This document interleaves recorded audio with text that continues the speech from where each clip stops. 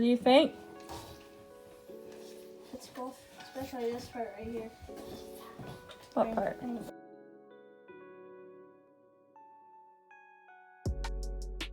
Hey, it's me. So today, as you can tell from the title, we are making a ribbon shirt. Now, I've already made one in preparation for this video just to make sure that I have it all packed out. And I'm glad that I did because I made some alterations to my method and how I give the instructions. So there's that. But anyway, I don't really want to bore you with a long ass intro. We're just going to get into it. First, I just want to say for the materials, what I like to do whenever I draft patterns is I don't really like to draft the pattern by doing it directly on the fabric. Some people do that. They'll like use chalk and draw on the fabric because the chalk will wash away. I prefer to actually make a paper pattern. So here I have this big old roll of paper. If you've been on my tutorials before, you'll know this is what I use to draft patterns. It's basically like printer paper, just a big giant roll of it. You don't have to use this. You can use whatever you can get your hands on if you're wanting to make it with paper. I've seen a lot of people will use several pieces of paper taped together, or my favorite is a paper grocery bag unfolded flat because they can get pretty big. So this is what I use. You'll also need whatever kind of rulers or measuring tape of choice. Now, I've been sewing for about 15 years, give or take, so I have some supplies built up because I am actually like a serious sewer. So I have this drafting ruler. You don't need something as fancy as this. If you have like a foot long school ruler, you know that's going to work, or just measuring tape, that's going to work. I also have a cutting surface. As for as for the sewing part, you'll just need your fabric, your ribbon, and get some interfacing, preferably iron-on interfacing. If you don't know what kind of interfacing to get, because when you go to the craft store looking at interfacing, it's like a big shelf of it, and it can be kind of daunting to figure out what kind you need. You can always ask one of the sales reps for the correct interfacing for collars, and they should be able to guide you on which kind to get for the collars. Because I don't remember what kind I got, but I think I got like a medium weight, so remember that. And of course, you know, sewing machine, scissors, pins, needles, that kind of stuff. So first thing I want to talk about are the measurements, and hopefully I have them all here. If I miss one, you'll find out later in the video. So the first thing you're going to need is the outer shoulder to the other outer shoulder. Don't measure that from the front. You want to measure that in the back. So you'll start here and then measure to the other side. Then you will need the inner shoulder to the other inner shoulder. So this is the inner shoulder, and this is, you know, the other one. Again, measure from the back. Basically what you're measuring is the length of the back of your neck, but not necessarily from here to here. I would kind of go where your shoulder stops angling upward towards the neck. Hopefully that makes sense. You'll need the inner shoulder to the desired hem. So this will go straight back to wherever you want the shirt to end. You'll start at the inner shoulder and then just measure straight down to where you want it to end. So this is my waist, or my hips right here. Then you'll want the waist all the way around. Some people get kind of confused with what the waist is. The waist is about where the belly button is. So this is my belly button, and this is the waist. This is where my body bends. Let's see, you will need the outer shoulder to take a desired armpit measurement. Now this can get really subjective, and the reason that I'm throwing that word out there, desired, that's because you can kind of make it whatever you want it to be. So like with the hem, it could be anywhere on that spectrum. It's up to you how long you want your shirt to be. For the armpit, it's up to you how loose you want your armpit to be. So for example, the shirt I'm wearing right now is not a typical armpit on a shirt. It's really low. So this would be outer shoulder to the armpit. This is a really long armpit, but typically people will have their armpits like right here. So what you'll do is you'll have your person standing straight, and then you'll want their arms out just a little bit, and you're going to again measure from the back, not from the front. I mean, I guess you can do it either way, but I'm going to show you from the front just because it's easier for me. It also helps to have them put on a t-shirt that is kind of loose on the armpit, or in other words, could be like the desired looseness that they want. Like you could say, do you have a shirt that fits you in a way that you want this shirt to fit you on the armpit, and then they can put that shirt on. So I suggest a t-shirt for that. So anyway, yeah, you'll have them stand there with their arms slightly out. You'll measure from the outer shoulder down to wherever that armpit is ending. So this is measuring the length of the arm. So you go from the outer shoulder all the way down to the wrist. You'll keep that measurement the way that it is, of course adding for seam allowance at the shoulder and hem allowance at the wrist if you don't want a wrist cuff. In this tutorial we are doing a wrist cuff, so once you decide how wide you want your wrist cuff to be, you have to factor that into this measurement. For example, I'm making a shirt for my son, by the way. His outer shoulder to wrist is 15.5 inches, and the cuff I want to be about 1.5 inches. So I will actually cut his outer shoulder to wrist at 14 inches. That way, when I put the sleeve and the cuff together, it will total to be that 15.5, maybe even 16, just to give him a little extra. Speaking of the cuff, you'll want the width around the wrist. So his wrist was 7 inches, and I measured that loosely, not directly up against the skin, but just like with a little tiny bit around his wrist. Be careful with this, because if you make the wrist cuff too small, then they're not going to be able to get their hand through. You have to remember that the fist is wider than the wrist.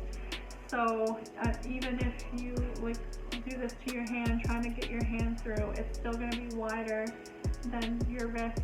So for him, his wrist cuff would be 7 inches around. I think I'm going to make it like 10 inches.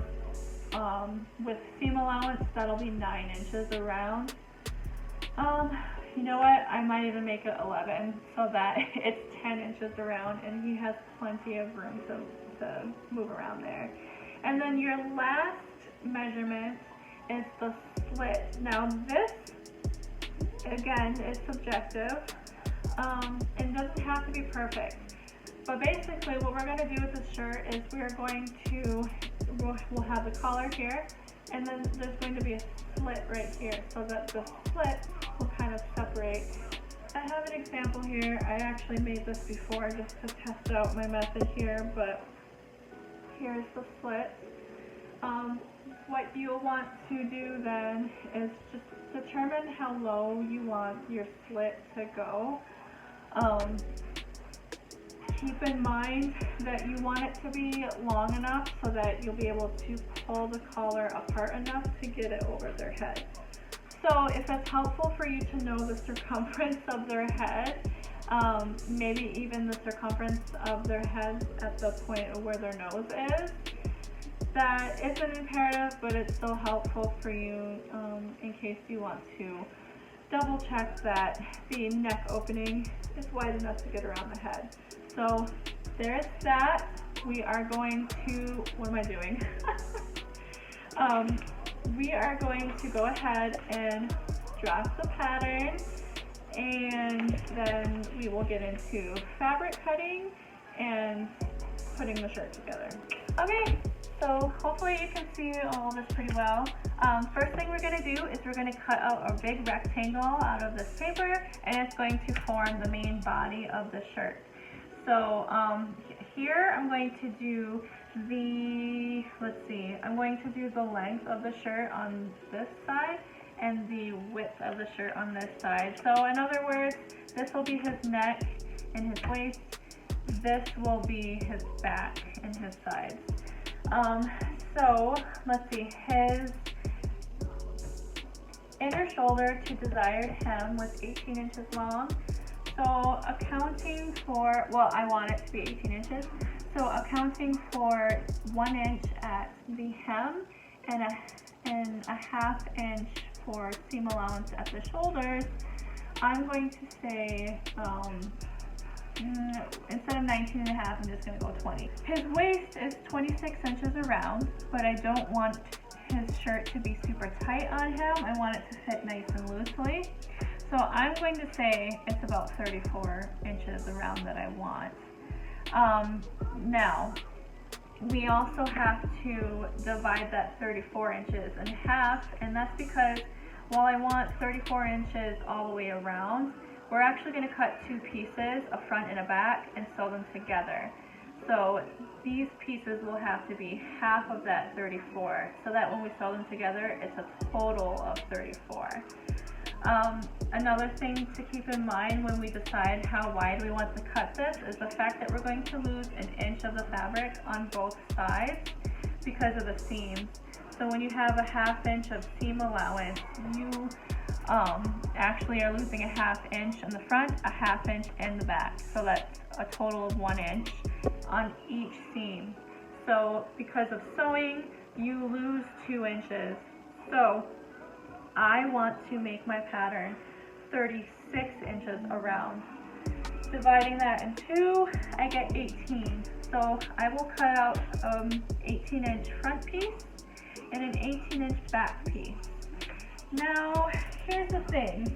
I'm actually pretty lucky here because my paper is 18 inches wide, and all I need to do is cut out a length. But if you don't have that kind of luck, then you can cut to the size that you need. So this would be the width. Let's say if it was 15 inches, then I would cut it to be 15 inches long here, and then the length. If you need it wider, you can tape more paper. Okay, so I'm going to get started. First thing I'm going to do is I need to make a straight line here.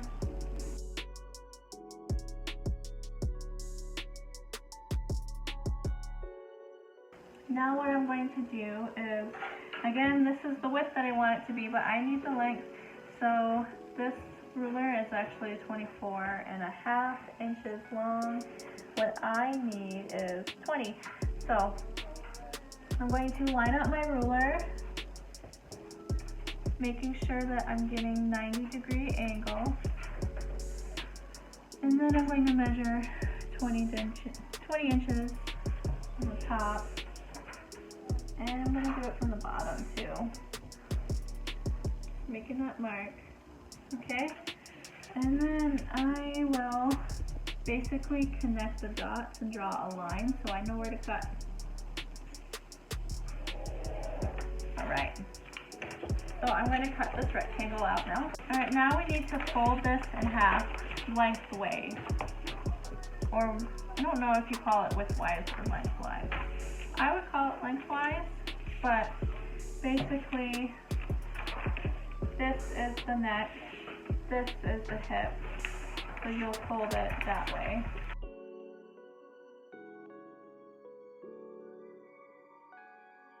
So my fuse went out, so it's not as bright. I hope that's okay.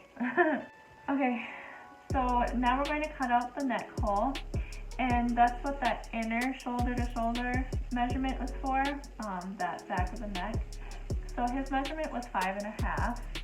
I would like to round that up to 6 inches. Now this is the fold of the paper when we folded it in half.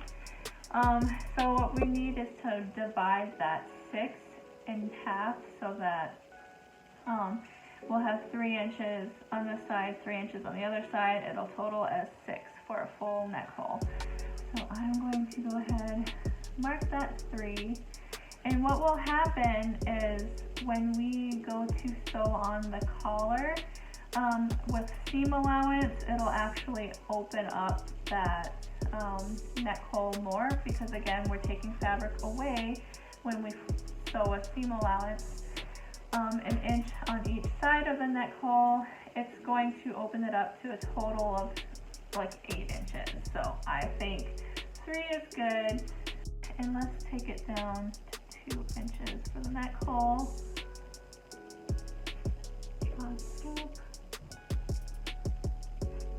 All right, now the next thing that we need to do is form a slant for the shoulder. For that, I would just suggest going down about 1 inch. So here's that. And then connecting from that mark you just made to the outer corner of the neck.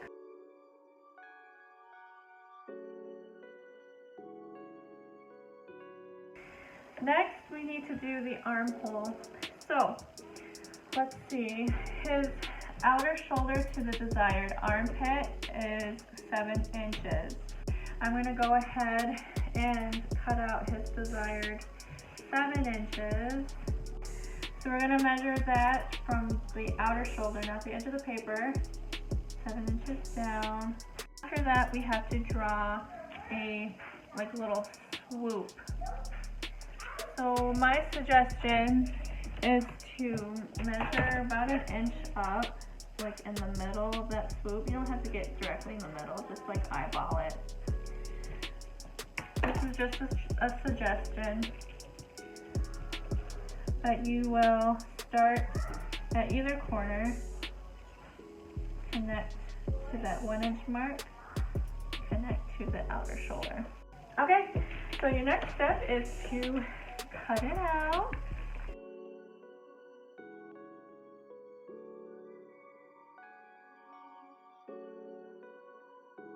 Okay, so this is what you should have. We have the armhole, a slanted shoulder, and the neck hole. I know this shoulder looks gigantic, but remember seam allowance. And when you unfold it, it forms the shape of the shirt. So we will use this pattern piece to cut out 2 pieces. And this is what the back is going to look like. Now when we cut out the front piece, we're actually going to go ahead and cut a little further down and then cut a slit. All right, now it's time to draft the sleeve. So I'm going to take this, put it up to the edge. What nice 90-degree angles. Again, we're going to do it similarly to how we did the main bodies. We're going to cut out a rectangle and then fold it in half and shape it. So first we're going to start with the armpit. So when we cut this out, we cut out the 7 inches. So together it's 14 inches all the way around. But for the sleeve, we want the sleeve to be slightly bigger because we need a seam allowance for the middle of the sleeve, where we will sew it for the remainder of the arm, right? So 7 and 7 together is 14. With seam allowance, that's 15 inches. So I'm going to go ahead and measure 15 inches down this way. So 15 inches is right here. And then I'm going to go ahead and measure the... Alright, so now it's time to do the length. So let's see, his outer shoulder to wrist is 15 and a half. Now with seam allowance, that is 16 and a half. And I want to put a wrist cuff on there, and I want my wrist cuff to be about 1.5 inches wide. So I'm going to say, what is that, 15 inches. So this is actually going to be like a perfect square. So let's line this up, and we are going to measure 15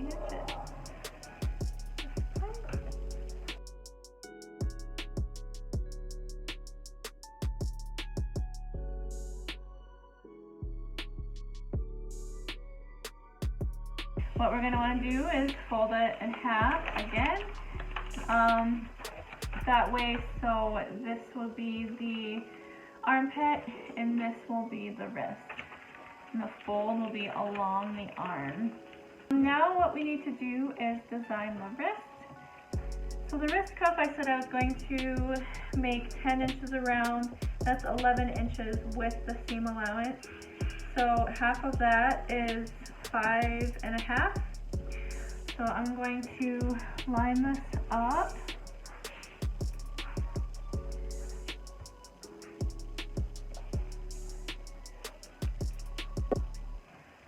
This is the folded side.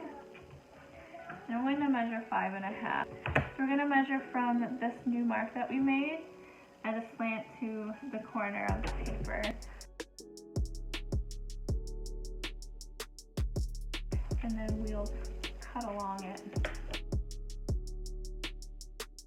So next thing we're going to do is create the cuff. So I have my paper here. I'm going to line it up, get that 90-degree angle. And I'm going to do the width of the, the length of the cuff, which goes around the wrist on this way, and then the width of the cuff this way. So, let me get my ruler to hold this thinking paper down. So, I want his cuff to be 10 inches around. So with seam allowance, I need to cut it 11 inches long. And then what we need to do is we need to make it wide enough so that we can fold it in half and it'll form the width of the cuff. So I want his cuff to be about 1.5 inches wide. So I need to cut it twice as long in order to fold it in half and be that. And of course allowing for seam allowance where it joins with the rest of the sleeve. So for 1.5 inches wide, I need it to be 3 inches wide, plus a 1/2 inch for seam allowance. So it's 3.5 inches. I'm going to go ahead and mark that. And then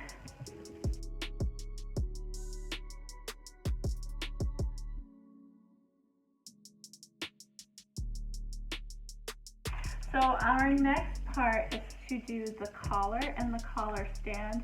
If you do not want to do a collar, you don't have to. You have other options. So you can actually cut 4 pieces of the body out.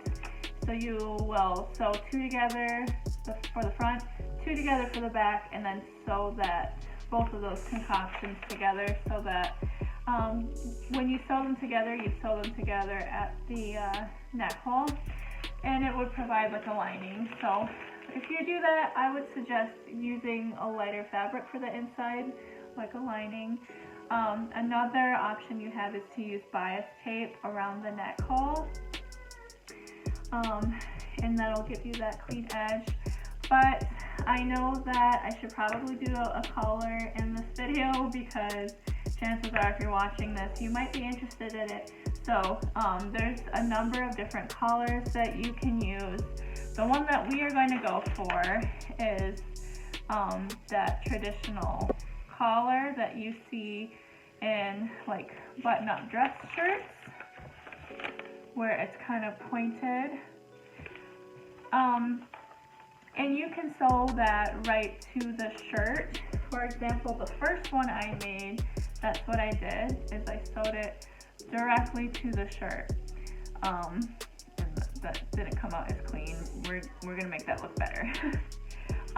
But this one, I want to also make a collar stand. So if you know what a collar stand is, if you notice on like dress-up shirts, there will be a little piece of fabric between the rest of the shirt and the collar, and that is called the collar stand. Now, I've watched countless and countless videos on how to do this part, and I wanted to come up with the most simple way of doing it, you know, a way that grandma would approve. So for the collar, for the neck hole, what we did is we made it 6 inches wide, right? And then when we take some of that fabric away on either side for seam allowance, it's actually going to open the neck up to be about 8 inches wide. And that's on the front and the back. Combined, that is about 16 inches wide. So that can tell us how long we want the cuff to be. That can tell us how long we want the collar to be. So we need it to be 16 inches wide. And then for the length of the cuff, it can be whatever you want it to be. Just remember that it needs to fold in half and flop over. And then we will make it 3 inches wide. So first thing we're going to do is cut a rectangle 17 by 4. And then we're going to cut a little bit off the edge of one side to give us that slant.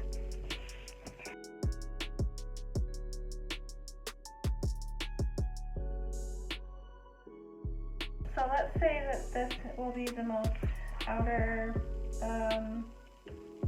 piece, and then this will be the part that we connect to the shirt.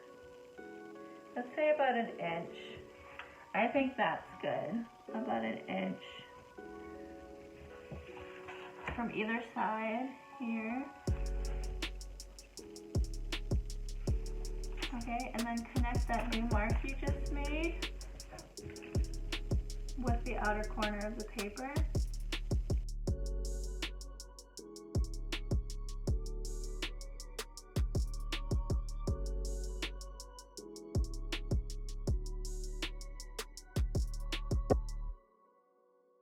Okay, and then I should also point out that this method actually makes it about 15 inches long on the bottom where you connect it to the shirt.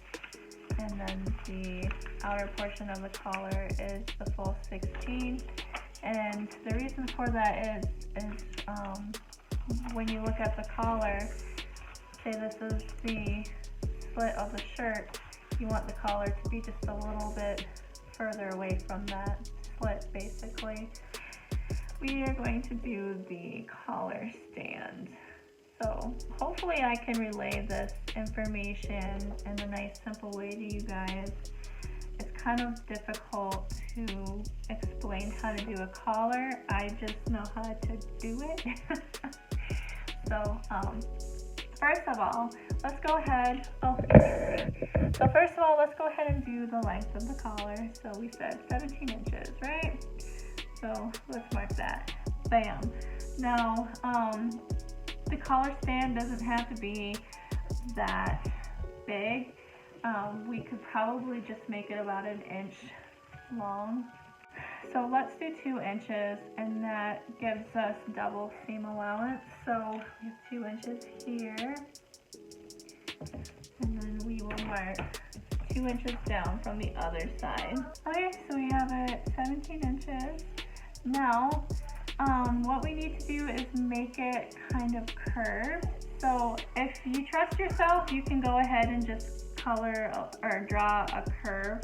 What I'm going to do is measure it to find, let's find the half. So half of 17 inches is 8.5. So let's mark it right there. And then we'll go ahead and measure from right here too, just to be sure that we have it. So here it is, draw the notch, but we'll start at those 2 points there, and we're going to measure an inch away from both of them. So we have here, and we have here. These are our new points. We're going to forget about the ones that we had before. So now we get to connect the dots. We will be drawing from this outer corner to this one to the other one, and then this corner to this one to that.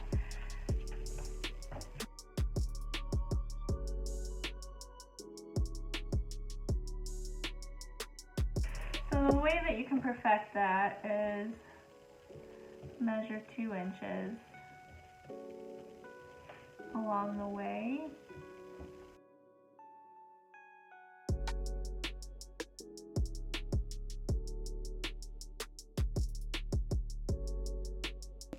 Okay, so that is all the pattern pieces except for one.